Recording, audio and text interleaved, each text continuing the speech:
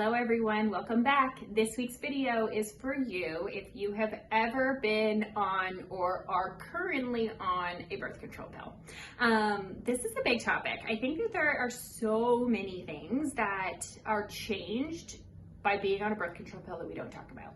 Now, some people villainize birth control pills, right? I definitely talked about in the past on this channel how I don't think that if you're like treating something with a birth control pill that that's necessarily the best choice. But in a lot of patients, right, when it comes down to pregnancy prevention, birth control pill can be really, really helpful, right? And sometimes in lifestyle, it just makes a lot of sense. But it doesn't come without its fair share of things that we should be at least protecting against. And in the medical community, we just do not do a good job of talking to patients about this. So this week's video is going to be full of just like really actionable things to think about. So first of all, right, if you like our content and if you feel like what we're putting out is helpful, go ahead and give us a like, hit the subscribe button, maybe drop us a comment below, right? All of those things help us. And we just want to help more people. So we really appreciate that. All right, so let's dive in. One of the things that is really, really well known about being on oral birth control that people don't really talk about is nutrient deficiencies. There are super common nutrient deficiencies that are very, very well documented with being on the pill. And this is like my number one recommendation. If you are going to be on an oral birth control pill, at least do a good job of supplementing, and maybe supplementing extra, right? Some of the nutrients that we know are depleted. So let's go through these. Well, first of all, the majority of your B vitamins are really depleted on the pill. So B6 is a huge one. And what's actually really interesting is that we've talked about B6 in terms of progesterone production in the past. B6 is a common nutrient if patients have heavy cycles. So especially if you are having heavy cycles and you've tried to come off the pill and you can't because your cycles are like really, really heavy, that could be due to a B6 depletion. B6 is really depleted on the pill. B2 is also depleted on the pill. Folate is also depleted on the pill. And then other nutrients like vitamin C, vitamin E, selenium, zinc, and magnesium. So that's quite a list, right? When we think about it, what we want to do is if you're on birth control, you definitely want to be on a good multivitamin. Bare minimum, a good multivitamin, preferably a prenatal, and definitely activated. So I've talked about it in a couple videos now, but when you're turning over your bottle, you do not want it to say folic acid. If it says folic acid, throw it away. And if it says cyanocobalamin, throw it away, right? And same thing with any B complexes that you buy, or any additional folate supplements. So good prenatal, definitely stop number one, right? We want to get a good prenatal on board if you're on birth control, because that's going to give us the best kind of well-rounded nutrients that we can get. A lot of women who are on birth control may actually want to consider additional B vitamin support. So this can look like a B complex. Sometimes with the B complex, there are certain things that will end up being a little bit high and we can get symptoms, right? So like B6, I just said, is really depleted by the pill. But if for some reason we're high in B6, we often tend to get like some nervy issues. And I've seen itching on B6. And so even though Bs are water soluble, you still want to make sure that we're not getting them too high, right? So a B complex can be helpful, again, activated, or bare minimum, like a methyl tetrahydrofolate lozenge, and usually it's a methyl tetrahydrofolate with methyl B12, can be really, really helpful because those things are just really depleted. Next thing we want to do is we want to talk about minerals. So minerals, right, we want to question how long we want to supplement those things for, especially things like zinc. So things like zinc, right? Zinc uses the same receptor sites as copper, which means that if we get our zinc too high, we can actually throw off copper. This doesn't mean that we don't need good levels of zinc. So usually if we're on a good multi, which we should be, and if we are getting in a variety of things in our diet, right? We don't necessarily need to supplement with zinc every single day. What we do want to do is make sure that we're getting in foods that are high in zinc. So like pumpkin seeds are really, really high in zinc, and they are a good addition and something that patients can add to like a morning granola or to yogurt or something like that, right? Like if they're unsalted, or just eat them as a snack. And it's something that patients don't really think about that is just a really, really good addition. Selenium, right, is the next thing that we talked about being depleted on the pill.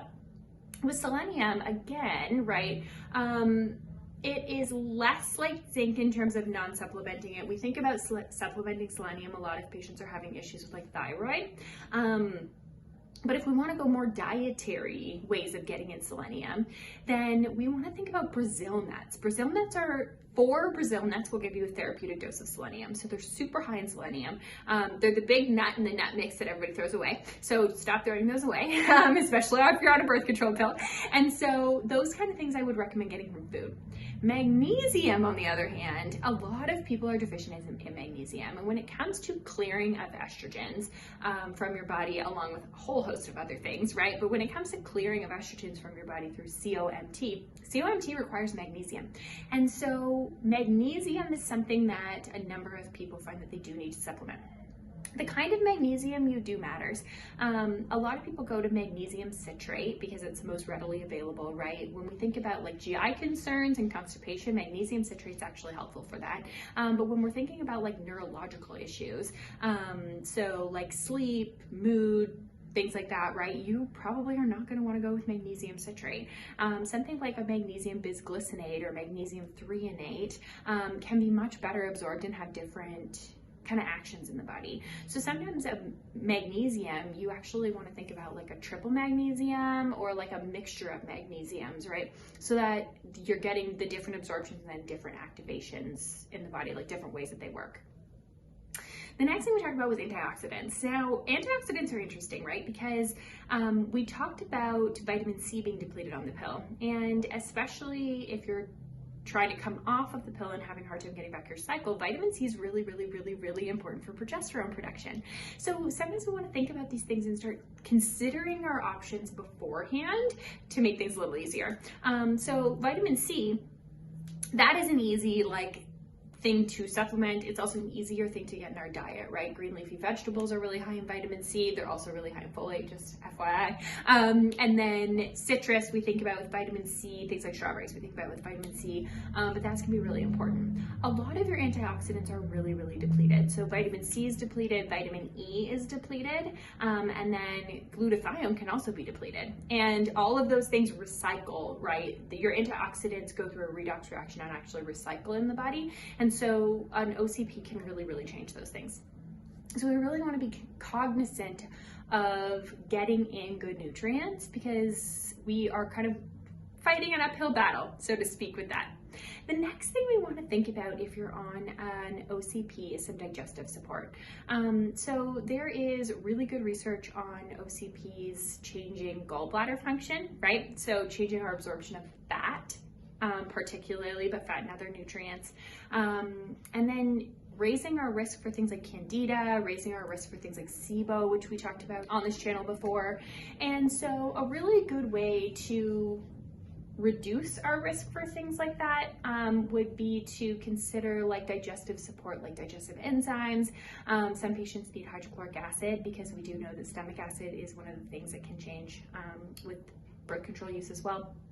Or my favorite would be to go to like a bitters supplement like gentian or apple cider vinegar as a good way to start to kind of stimulate some of that digestion and maybe lower some of our risk for some of those things, right? With candida, apple cider vinegar can actually make it worse, so just an FYI. So if you are having candida symptoms, I would recommend getting treated first of all, but that can be helpful, right? We really want to stimulate digestion. The other thing that we know happens on birth control is that it does decrease our diversity and our gut microbiome.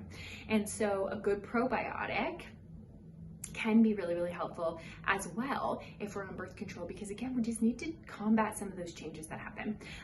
With a good probiotic, again, right, if you have certain gut conditions, you may make yourself worse. In SIBO, there are only a few SIBO legal, I'm gonna call them, probiotics, right, that don't make SIBO patients worse. So if you're actively having GI symptoms, then go see somebody to get a good diagnosis on the GI symptoms, get them treated. And then we really wanna make sure that we're keeping things long-term at bay, knowing that there are certain changes that are just going to happen, right? So those are my kind of tips. I think if you're on an oral contraceptive, you just want to be proactive. That's really it. You just want to be proactive. You want to make sure that you're getting in a lot of nutrients, getting in lots of colorful vegetables in the diet. But probably in this case actually supplementing, because we really do know from research that those nutrient deficiencies are big, like they're a problem, and they can contribute to a large number of things long term, like changes in hormone production, changes in testosterone, and so we really want to get ahead of those things, especially if at some point you plan on coming off of your oral contraceptive. Then you really want to be doing these things ahead of time, because it's going to make it just way easier. What questions do you have? Put them in the comments below, and we'll see you next week for next week's video.